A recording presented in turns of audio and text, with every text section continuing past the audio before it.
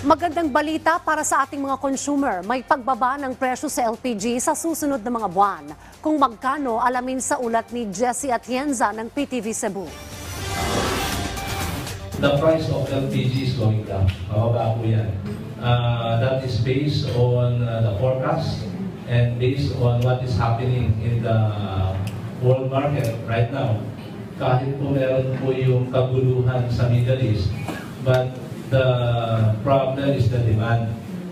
As you are aware, the most biggest consumption of LPG like China, India, yung kanilang economic activity is still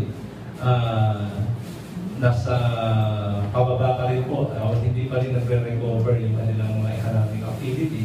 Ito ang naging pahayag ng Liquefied Petroleum Gas Marketers Association Party List nang humarap sa media. Sa kanilang pagtaya, magsisimula ang pagbaba ng presyo ng LPG sa buwan ng Pebrero o Marso.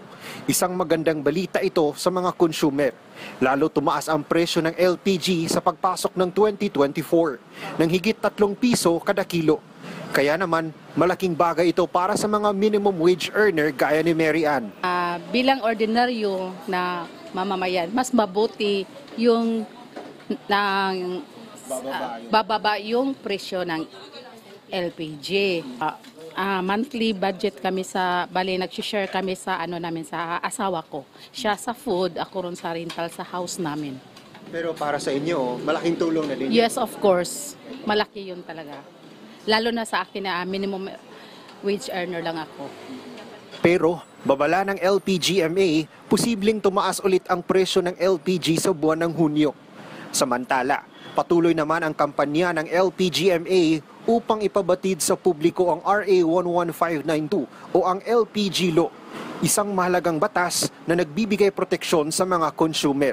Sa ilalim nito, sinisiguradong lahat ng nagnenegosyo ng LPG ay may lisensya sa kanilang operasyon. We appeal to those LPG participants that continue to do illegal activity is to cease in doing that dahil mabigat ho ang parusa ngayon sa ating LPG law, RA 11592, both administratively and criminally.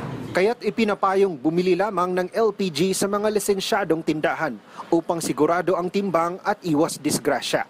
Mula sa PTV Cebu, Jessie Atienza, para sa Bayan.